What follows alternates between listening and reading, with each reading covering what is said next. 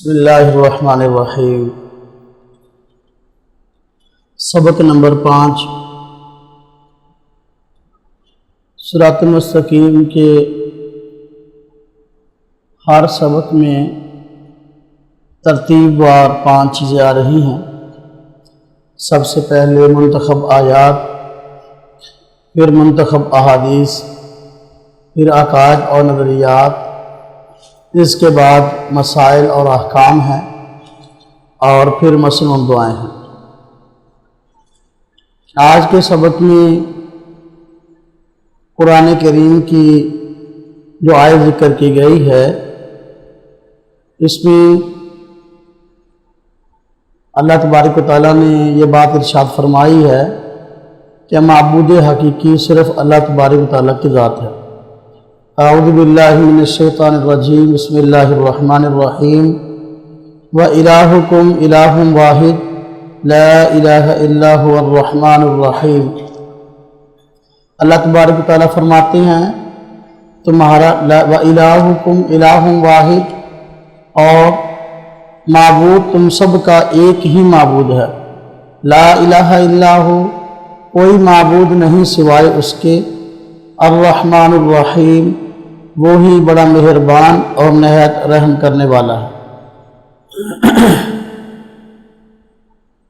اللہ تبارک و تعالیٰ نے انسانیت کو خود اپنے معبودیت سے متعلق رہنمائی فرمائی ہے۔ جس وقت اسلام آیا اس وقت لوگ اللہ تبارک و تعالیٰ کے علاوہ اور کئی قسم کی چیزوں کو پوجتے اور ان کی عبادت کرتے تھے۔ اللہ تعالیٰ نے ان سب کی نفی کے لیے ارشاد فرمایا وَإِلَٰهُكُمْ إِلَٰهٌ وَاحِدٌ، تمہارا معبود صرف ایک معبود ہے۔ لا الہ الا ہو، وہی ایک معبود ہے، وہی ایک الہ ہے، اس کے علاوہ اور کوئی الہ نہیں۔ الہ کا معنی معبود، الہ اس ہستی کو کہتے ہیں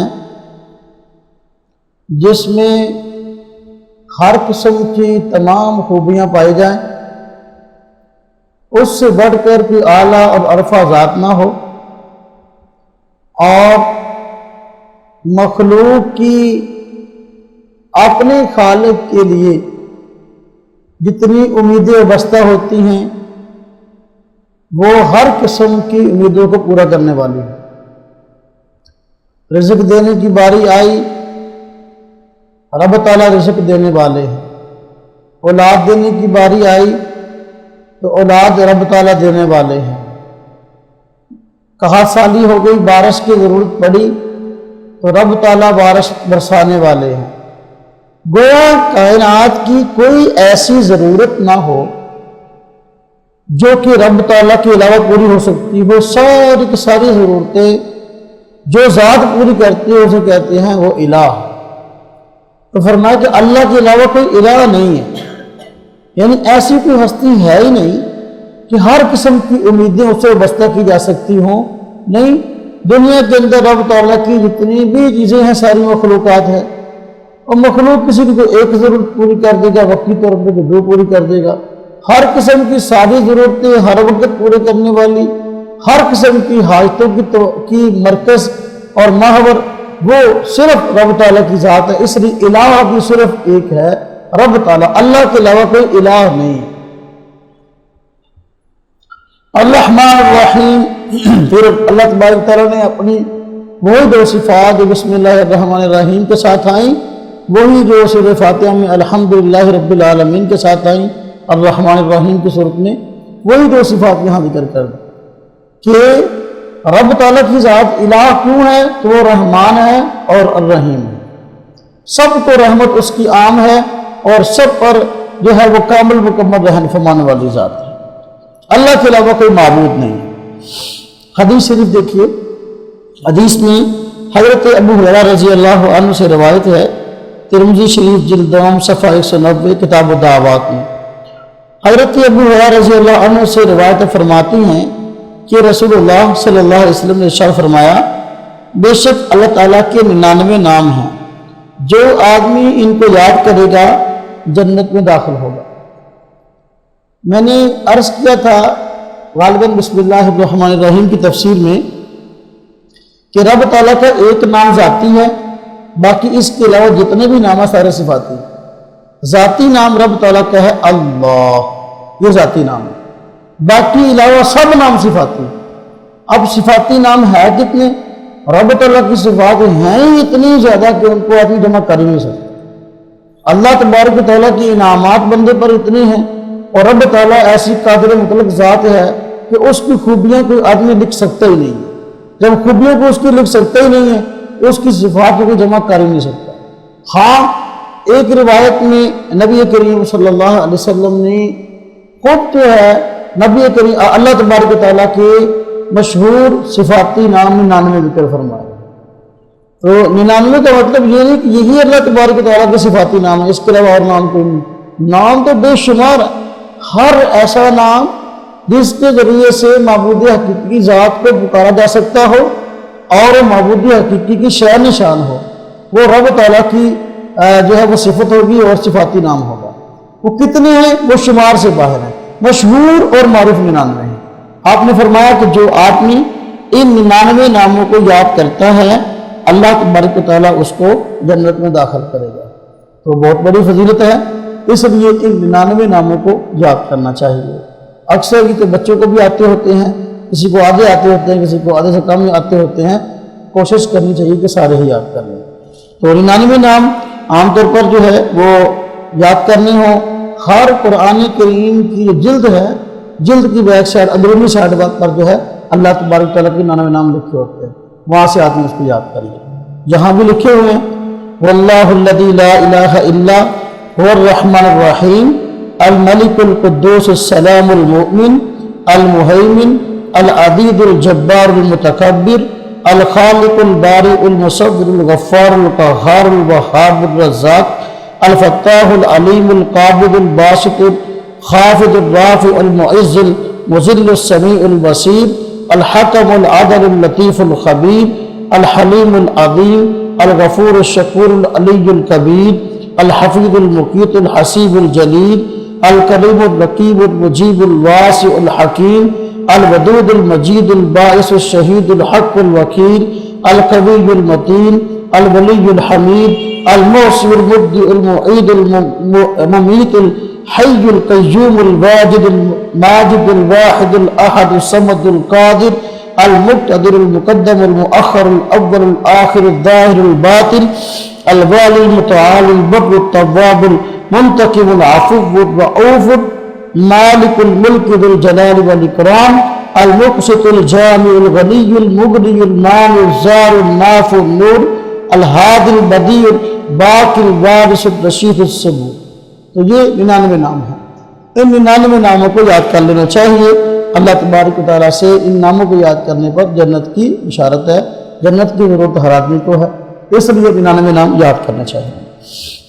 عقائد کی بات آ گئی۔ عقائد کے عنوان میں جو ہے وہ جو عنوان قائم ہوا وہ ہے توحید باری تعالیٰ۔ چونکہ آیت والے حصے میں بھی رب تعالیٰ کی توحید ہی تھی، تو یہاں بھی توحید کو بیان کیا گیا۔ فرمایا اللہ تعالیٰ اپنی ذات اور صفات میں یکتا ہے، کسی کے باپ ہے نہ بیٹے، کائنات کا ہر ذرہ ان کا محتاج ہے، وہ کسی کے محتاج نہیں ہے، کل جہاں کے خالق اور مالک ہے۔ اسی یہ بات گزر چکی ہے کہ اللہ تبارک و تعالیٰ کا کوئی شریک نہیں ہے، نہ کوئی ذات میں شریک ہے اور نہ کوئی صفات میں شریک ہے۔ جو آدمی رب تعالیٰ کا ذات میں شریک مانے وہ بھی راہ راست سے بھٹک گیا، جو رب تعالیٰ کا صفات میں کسی اور کو شریک مانے وہ بھی راہ راست سے بھٹک گیا۔ رب تعالیٰ کا کوئی ذات میں بھی شریک نہیں ہے اور صفات میں بھی شریک نہیں ہے، وہ ذات اپنی ذات کے اندر بھی تنہا، اپنی صفات کے اندر بھی تنہا۔ اب یہ بات ذکر کرنے کی ضرورت اس لیے پیش آئی کہ ہمارے معاشرے میں دیکھ کے مختلف ادیان مختلف مذاہب والے لوگ موجود ہیں، تو اب وہ کسی نہ کسی درجے کے اندر سوائے اسلام کے شرک کے اندر مبتلا ہو گئے ہیں۔ جس وقت اسلام آیا اس وقت مشرکین مکہ موجود تھے، مشرکین مکہ رب تعالیٰ کی صفات جو ہے وہ بتوں کے اندر تلاش کرتے تھے، اس طرح وہ شرک میں مبتلا ہو گئے، اور پھر رب تعالیٰ کے لیے اولاد بھی ڈھونڈ لی۔ جو فرشتے تھے مشرکین مکہ ان کے متعلق کہتے تھے کہ اللہ تعالیٰ کی بیٹیاں ہیں۔ دیکھو حالانکہ ان کی اپنی صورتحال یہ تھی مشرکین مکہ کی کہ خود بیٹیوں سے چڑھتے تھے، ان کے ہاں بیٹی پیدا ہو جاتی تو ہمارے شرم کے منہ چھپاتے پھرتے اور اس کو زندہ دفن کر دیتے، لیکن اللہ تعالیٰ کے لیے فرشتے کو بیٹیاں مانتے تھے۔ حالانکہ فرشتہ جو ہے فرشتہ نہ یہ مذکر ہوتا ہے اور نہ یہ مؤنث ہوتا ہے، اس میں تذکیر و تانیث نہیں ہے۔ تو اسی طرح دیکھو یہودی موجود تھے، حضرت عزیر علیہ السلام کو اللہ کا بیٹا کہتے تھے، اور عیسائی تھے عیسیٰ علیہ السلام کو اللہ کا بیٹا بھی کہتے تھے، عیسیٰ علیہ السلام کو خدا بھی کہتے ہیں، آج کے عیسائی بھی کہتے ہیں۔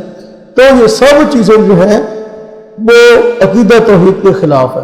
رب تعالیٰ کا نہ کوئی ذات میں شریک نہ کوئی صفات میں شریک۔ دیکھو اللہ تبارک و تعالیٰ کے لیے اگر ذات میں کوئی اور شریک مانیں گے، اس طرح کے عیسائیوں نے کہنا شروع کر دیا، عیسائیوں کا عقیدہ ہے کہ خدا تین ہے، کہتے ہیں اللہ تبارک و تعالیٰ، حضرت عیسیٰ اور روح القدس، اور یہ جس کو حضرت جبریل کہہ سکتے ہیں، یہ تین خدا ہیں اور تین مل کے ایک خدا ہیں۔ ہم کہتے ہیں بھی تین خدا کیسے ہو گئے؟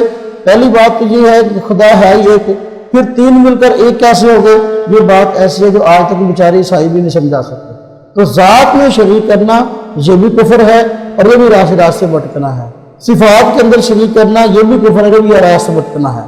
اللہ تبارک و تعالیٰ اولاد کے محتاج نہیں ہے، نہ اس کی کوئی اولاد ہے نہ وہ کسی کی اولاد ہے۔ اولاد تو اللہ اولاد جو ہے کوئی بھی جو ہے وہ شخص مانگتا ہے، تو اس لیے مانگتا ہے کہ کل کو اس نے بوڑھا ہونا ہے، کل کو اس نے جو ہے وہ اپنا کمزور ہونا ہے، اس کو سہارے کی ضرورت ہے۔ دیکھو ہم اولاد مانگتے ہیں، اللہ ہمیں اولاد دے دے، جب شادی ہوتی ہے تو اولاد کی طلب ہوتی ہے، اس لیے بھی کل کو بوڑھے ہونا ہے، اولاد جوان ہوگی کل کو ہمارا سہارا بنے گی۔ رب تعالیٰ کی ذات جو ہے ان کو نہ تو وہ کسی چیز کی محتاج ہے اور نہ وہ بوڑھے ہونے والی ہے، ہمیشہ جو ہے ہمیشہ رہے گی۔ اس لیے ایسی کوئی چیزیں ہے ہی اللہ تعالیٰ کہ یہ ضرورت کس چیز کی ہے ہی نہیں، نہ بیٹے کی نہ بیٹی کی۔ تو عیسائیوں نے عیسیٰ علیہ السلام کے تعلق کہا کہ یہ اللہ تعالیٰ کے بیٹے ہیں۔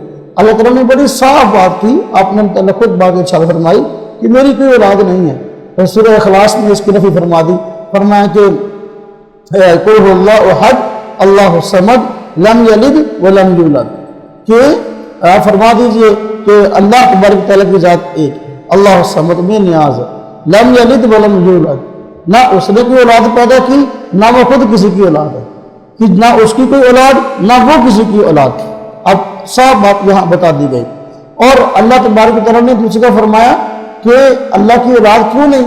اس لیے کہ اولاد بعد میں ہوتی ہے، بیوی جو ہے گھر والی پہلے ہوتی ہے، تو بیوی جو ہے وہ اللہ تبارک تعالیٰ کی ہے ہی نہیں۔ قرآن میں اللہ پاک نے فرمایا وَلَمْ يَكُنْ لَهُ صَاحِبَةٌ، اللہ کی کوئی بیوی نہیں ہے، جس کی بیوی نہیں ہے اس کی اولاد کیسے ہوگی؟ اس لیے جو ہے جب تم خود کہتے ہو اللہ کی بیوی نہیں ہے، دیکھو عیسائی کہتے ہیں اللہ کی بیوی کوئی نہیں، لیکن عیسیٰ علیہ السلام اللہ کے بیٹے ہیں، یہودی کہتے ہیں اللہ کی بیوی کوئی نہیں، لیکن جو عزیر علیہ السلام اللہ کے بیٹے ہیں، مشرکین مکہ کہتے ہیں اللہ کی بیوی کوئی نہیں، لیکن فرشتے اللہ کی بیٹی ہیں۔ تو بھائی جب بیوی نہیں ہے تو بیٹیاں بیٹے کہاں سے آگے؟ اس لیے جو ہے یہ بات اولاد ماننا یہ اللہ تبارک تعالیٰ کی ذات کے لیے نقص ہے، اور اللہ تبارک تعالیٰ ہر نقص اور ہر عیب سے پاک ہے، اللہ کو اولاد کی ضرورت نہیں۔ اللہ تبارک تعالیٰ تنہائی جو ہے وہ پوری کائنات کے نظام کو چلانے والے، اللہ کو خود دوسروں کو سہارا دیتے ہیں، اللہ کو سہارے کی ضرورت ہی نہیں۔ تو یا جو میں نے عرض کیا ذات کے اندر شریک کرنا یہ بھی کفر ہے۔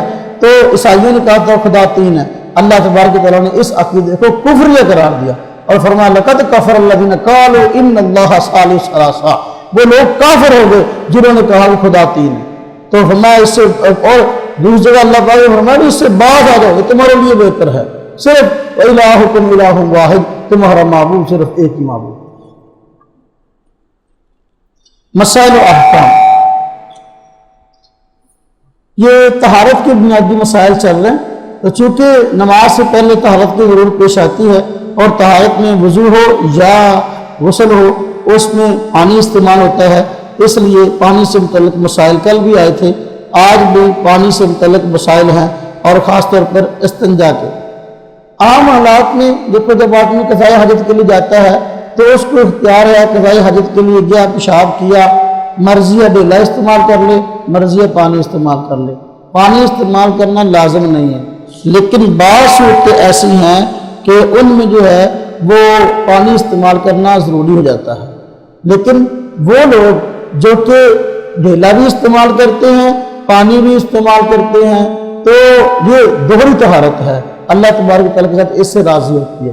لیکن جو کوئی کسی ایک پر اکتفا کر لے تو اللہ تبارک و تعالیٰ کی ذات جو ہے وہ کہتے ٹھیک ہے تم پاک ہو گئے، اگر ناپاکی دور ہو گئی انسان پاک ہو گیا۔ لیکن اگر جو ہے وہ خاص صورتوں میں پانی بھی استعمال کر لیا، ڈھیلا بھی استعمال کر لیا، یہ رب تعالیٰ کی رضا کا ذریعہ ہے۔ میں اس کی وضاحت آگے کرتا ہوں۔ دیکھیں کہتے پانی سے استنجا کی 4 قسمیں ہیں۔ نمبر 1 فرض، پانی سے استنجا کرنا فرض، میں نے کیا عام حالات میں پانی سے استنجا کرنا فرض نہیں ہے، لیکن بعض حالات میں فرض ہے۔ کب؟ کہہ رہے ہیں جب پیشاب یا پخانہ اپنے مقام کے علاوہ کسی اور جگہ پر لگے اور اس کی مقدار 1 درہم سے زیادہ ہو تو استنجا کرنا فرض ہو جائے گا۔ یعنی پیشاب اور پخانہ اپنی شرمگاہ سے نکلنے کے بعد، اپنے مخرج سے نکلنے کے بعد اتنا ارد گرد پھیل گیا کہ اب 1 درہم سے زیادہ وہ شرمگاہ کی ارد گرد پھیل گیا، اب پانی کے ساتھ جو ہے وہ استنجا کرنا ضروری ہو گیا، صرف ڈیلے سے استنجا کرنا کافی نہیں ہوگا۔ کیوں؟ اس لیے کہ ڈیلے سے استنجا کرنے سے جو ہے وہ صفائی ستھرائی اچھی طرح ہوگی نہیں، کیونکہ زیادہ پھیل گیا، تو اب پانی سے دھونا ضروری ہو گیا۔ پانی سے نہیں دھوئیں گے تو ڈیلے سے محض ڈیلا استعمال کرنے سے استنجا نہیں ہوگا۔ نمبر 2 واجب، واجب کب ہوتا ہے؟ تو 1 درہم کا میں نے بتایا تھا، ابھی 1 درہم کی مقدار جو ہے اگر تو اپنا پخانہ ہے، جسم وائی نجاست ہے، اس سے اس کا وزن مراد ہے 4 ماشے 4 کے قریب۔ اس طرح میں نے بتایا تھا پہلے 1 روپیہ بڑے سائز کا ہوتا تھا، اس کا وزن مراد ہے۔ اگر یہ اپنا گاڑا ہے یا جسم والا ہے، خشک ہونے کے بعد جسم والا ہے، لیکن اگر پتلا ہے اس طرح پیشاب تو اس سے جو ہے ہاتھ کی ہتھیلی کے برابر جو ہے وہ مراد ہے، یعنی چلے میں پانی لے کر ہاتھ سیدھا کر دیں، ہاتھ کی ہتھیلی میں جتنا پانی بچ جاتا ہے تو یہ 1 درہم کے برابر ہے۔ اگر اتنا پیشاب جو ہے وہ ادھر ادھر جو ہے وہ پھیل گیا، آپ اس کو پانی سے دھونا ضروری ہے، محض جو ہے وہ ڈھیلے سے کا بات نہیں بنے گی۔ واجب کہتے ہیں جب، اور بات کیا ہماری 1 درہم سے زیادہ پھیل گیا، 1 درہم سے زیادہ پھیل گیا تو پھر پانی سے استنجا کرنا فرض ہے۔ آگے بتا رہے ہیں جب واجب کب ہوتا ہے؟ جب پیشاب یا پخانہ نکلنے کی جگہ کے علاوہ کسی اور جگہ پر نجاست 1 درہم کے برابر لگے تو استنجا کرنا واجب ہے۔ 1 درہم کے برابر لگ گیا تو استنجا کرنا پانی سے واجب ہے، 1 درہم سے زیادہ لگ گیا تو اب پانی سے استنجا کرنا فرض ہے۔ 4 ماشے 4 جس طرح میں نے کہا وزن مراد ہے۔ اگر یہ جسم والا ہے، یہ نپاکی جو ہے پخانہ، یہ جسم والی نپاکی ہے، 4 ماشے 4 یہ کیا ہے؟ 1 درہم ہے۔ اگر اتنا لگ گیا تو اب واجب ہے، اگر اس سے زیادہ لگ گیا تو پانی سے استنجا کرنا فرض ہے۔ سنت کب ہے؟ کہتے ہیں جب پیشاب یا پخانہ نکلنے کی جگہ کے علاوہ کسی اور جگہ پر 1 درہم سے کم مقدار میں لگے تو استنجا کرنا سنت ہے۔ یعنی اب شرمگاہ کے علاوہ اور نجاست پھیلی تو ہے لیکن زیادہ نہیں پھیلی، تھوڑی سی پھیلی ہے، تو اب جو ہے سنت ہے، واجب نہیں ہے، فرض نہیں ہے پانی کا استعمال، لیکن سنت ہے کہ پانی بھی استعمال کر لو، ڈھیلا بھی استعمال کر لو۔ تو اب اس پہ جو ہے وہ زیادہ کہہ لو کہ صفائی اور ستھرائی ہو جاتی ہے۔ قبا کے رہنے والے لوگ جو مدینہ سے باہر آبادی تھی نا قبا کی، جہاں آج مسجد بنی ہے، قبا مسجد ماشاءاللہ بڑی شاندار، اسلام کی پہلی مسجد وہاں بنی، تو وہاں کے جو لوگ تھے قرآن کریم میں ان کی خاص طور پہ تعریف اللہ تبارک تعالیٰ نے بیان کی تھی۔ فیہ رجال یحبون ان یتطہروا، جب یہ آیات اتری نبی کریم صلی اللہ علیہ وسلم اور صحابہ کرام کو حیرانگی ہوئی کہ بھئی خاص طور پہ ان لوگوں کی متعلق یہ بات کیوں فرمائی گئی کہ یہاں اس علاقے میں ایسے لوگ رہتے ہیں جو بہت زیادہ صفائی اور ستھرائی پسند ہیں۔ جا کے پوچھا بھی یہ کیا وجہ ہے کہ تمہاری قرآن نے تعریف کی ہے، اللہ تعالیٰ نے تعریف کی ہے کہ تم صفائی ستھرائی کو پسند کرتے ہو، صفائی کو تو سارے مسلمان پسند کرتے ہیں۔ تو انہوں نے کہا کہ اے اللہ کے رسول صلی اللہ علیہ وسلم، ہم جو ہے پانی بھی استعمال کرتے ہیں اور بیلا بھی استعمال کرتے ہیں، ہم دونوں طرح جو ہے صفائی ستھرائی حاصل کرتے ہیں۔ آپ نے فرمایا یہی وجہ ہے کہ اللہ تبارک تعالیٰ نے تمہاری تعریف کی ہے کہ جو ہے عام لوگ جو ہے کہ صرف بیلا استعمال کر لیتے تھے یا پانی استعمال کر لیتے تھے۔ ہاں جب پانی دستیاب ہوتا پانی جیسے زیادہ نہ لگی ہوتی تو اللہ آپ کا بھلا کرے تو پانی دستیاب ہوتا تو اس کو استعمال کر لیتے. لیکن میں نے عرض کیا پانی جو ہے اس وجہ سے پڑھائی کا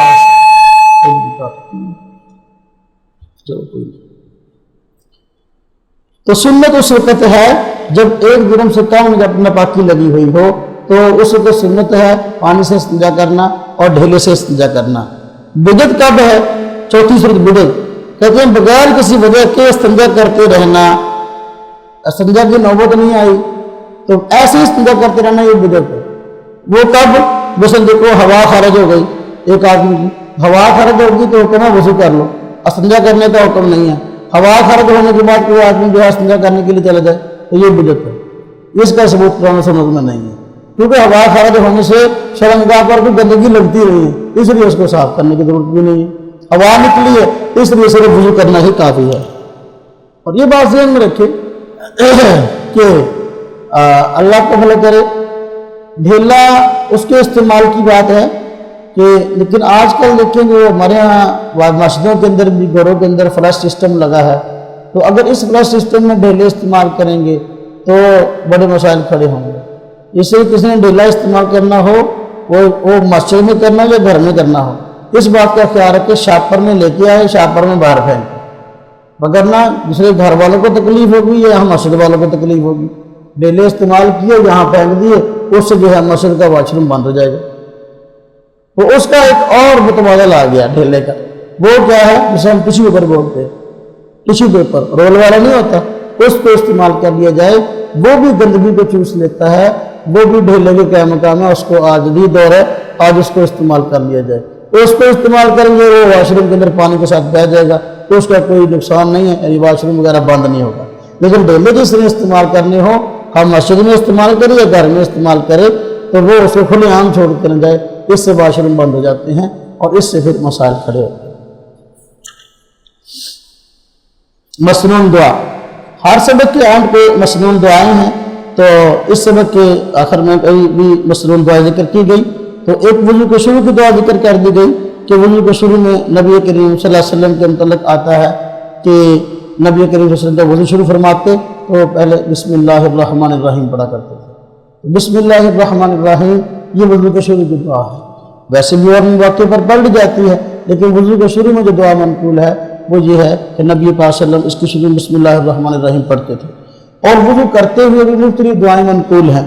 خاص طور پہ وضو کے درمیان جو دعا منقول ہے وہ یہاں ذکر کی گئی.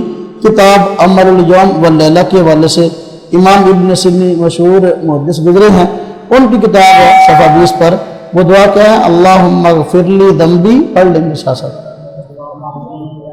ووسع لی فی داری وبارک لی فی رزقی. یہ وضو کرتے ہوئے وضو کے دوران میں پڑھ لینی چاہیے. کیا معنی اللہم اغفر لی ذنبی اے اللہ میرے گناہوں کو بخش دیجئے ووسع لی فی داری اور میری قبر کو کشادہ کر دیجئے. ویسے معنی ہے میرے گھر کو کشادہ کر دیجئے تو مراد اس سے قبر ہے. وبارک لی فی رزقی اور میرے رزق میں برکت عطا فرما دیجئے. یہ وضو کے درمیان کی دعائیں ہیں وضو کے درمیان کی لیکن دیکھ لو کہ اس میں الفاظ ایسے ہیں تو واقعی ہماری زندگی کی ضرورت ہے اور ہمارے مسائل کا حل ہے. یہ فرمایا اللہم اغفر لی ذنبی میرے گناہوں کو معاف کر دیجئے. حدیث میں آتا ہے جب مسلمان وضو کرتا ہے تو وضو کرتے وقت وضو کے جو آزاد ہوتا ہے اس عذر سے اس نے جو گناہ کیے ہوتے ہیں وہ گناہ اس کے دھل جاتے ہیں. تو اب یہ ظاہر پاک ہو گیا. یہ کون سے گناہ ہوتے ہیں جو صغیرہ گناہ ہے. صغیرہ گناہ وہ ہوتا ہے جس پہ رب تعالیٰ نے خاص طور پہ وعید ذکر نہ فرمائی ہو. چھوٹی غلطی کو صغیرہ کہہ جاتے ہیں اور تو وہ بغیر توبہ کی معافی ہوتی ہے اچھائیاں کرنے سے. جس طرح کہ اللہ پاک نے قرآن کریم میں فرمایا ان الحسنات یذہبن السیئات کہ جو نیکیاں ہیں یہ برائیوں کو مٹا دیتی ہیں. وہ یہی ہیں کہ چھوٹے گناہ جو ہیں یہ خود بخود نیکیوں سے مٹ جاتے ہیں. تو اپنا جب وضو کرنے والا وضو کرتا ہے جو چھوٹے گناہ صغیرہ گناہ ہیں وہ معاف ہو جاتے ہیں اور وہ پانی کے ساتھ دھل جاتے ہیں. لیکن جب ساتھ آپ نے دعا بھی پڑھ لے اللہم اغفر لی ذنبی اے اللہ میرے گناہوں کو معاف کر دے اب یہ توبہ کر رہا ہے دوسرے گناہوں سے بھی اس سے کبیرہ گناہ بھی معاف ہو جائے گا. صغیرہ گناہ خود بخود ہوگے، کبیرہ گناہ اس طرح معافی مانگنے سے معاف ہو جائیں گے۔ وَبَسِّرْ لِي فِي دَارِي وَبَارِكْ لِي فِي رِزْقِي، کہ میرے یا اللہ قبر کو کشادہ کر دیجئے۔ حدیث میں آتا ہے نا کہ جو آدمی نیک ہوگا اللہ تبارک و تعالیٰ جس پر انعام فرمائیں گے، فوت ہونے کے بعد اس کی قبر تا حد نگاہ وسیع ہو جائے گی، ہاں جی، اور جو آدمی برا ہوگا اس کی قبر جو ہے نہایت تنگ کر دی جائے گی، جہاں تک کہ اس کی آپس کی پسندیں بھی ایک دوسرے کے اندر گھس جائیں گی۔ تو قبر کی کشادہ ہونے کی دعا ہے، گویا کہ یہ آخرت میں قبر کی راحت کی دعا ہے۔ اور بارک لی فی رزقی، رزق میں برکت عطا فرمائی۔ برکت کیا چیز ہوتی ہے؟ برکت اور رزق تو وہ ہے جو پہلے لکھ دیا گیا، جس طرح کہ میں نے تقدیر کے معاملے میں بات سمجھائی تھی نا، ماں کے پیٹ میں بچہ جب 4 ماہ کا ہوتا ہے اس کی عمر لکھ دی جاتی ہے، اس کا رزق لکھ دیا جاتا ہے، اس کا بدبخت یا خوش بخت ہونا لکھ دیا جاتا ہے۔ لیکن جہاں رزق لکھا ہے وہاں یہ بھی لکھا ہوتا ہے یہ اپنے اختیار سے کمائے گا تو رزق ملے گا۔ جہاں خوش بخت یا بدبخت لکھا ہے وہاں یہ بھی لکھا ہے اپنے اختیار سے خوش بختی والا یا بدبختی والا راستہ اختیار کرے گا تو خوش بخت یا بدبخت بنے گا۔ اب یہاں اس بات کو سمجھیں جو یہاں بات ارشاد فرمائی وبارک لی فی رزقی، برکت کیا ہے؟ جب رزق تو ہمارا طے ہے، جو ملنا ہے وہی ہے، پھر یہ دعا وبارک لی فی رزقی کرنے کا کیا فائدہ ہوگا؟ برکت کا معنی یہ ہوتا ہے برکت سے رزق میں اضافہ نہیں ہوتا، برکت سے رزق اتنا ہی رہتا ہے لیکن جو ہے ضروریات زیادہ پوری رہتی ہیں۔ دیکھیں برکت کا معنی ہوتا ہے چیز تھوڑی ہو اس سے ضرورتیں زیادہ پوری ہو جائے، یہ برکت ہے۔ بے برکتی کیا ہے؟ چیز زیادہ ہو ضرورتیں پھر بھی پوری نہ ہو، ضرورتیں پھر منہ کی منہ چڑھائے کھڑی رہیں اور انسان کے رزق جو ہے وہ ختم ہو جائے، پیسے جیب سے ختم ہو گئے، حالے سودے ڈالنے بہت سارے باقی ہیں، ہاں جی، جدہ کے اندر بھی وہ 8 دن کے بعد پیسے ملے، جب دکان کو چیزیں لینے کے لیے گئے سودے آدھے لیے پیسے ختم ہو گئے، کچھ پچھلا تھا ہر دینا سی کچھ اگلے لے پیسے مک گئے، سودے بھی باقی لینے تھے، بے برکتی ہے۔ برکت کیا ہے کہ بھائی سودے بھی لے لیے، اب تک ضروریات بھی پوری ہو گئی لیکن جو ہے پیسے پھر بچ گئے، ضروریات زیادہ پوری ہو گئی پیسے بچ گئے، یہ برکت ہے۔ تو رزق میں اضافہ کی دعا نہیں کرنی چاہیے، رزق میں برکت کی دعا کرنی چاہیے، اور رزق جو ہے وہ اللہ تبارک نے لکھ دیا وہی ملتا ہے اور کوشش کرنے سے ملتا ہے، لیکن برکت جو ہے برکت اللہ سے مانگنے سے ملتی ہے۔ برکت اللہ سے مانگے، برکت سے یہ ہوگا کہ بہت ساری ضرورتیں پوری ہو جائیں گی، آپ کی دیکھیں بڑی رہے گی۔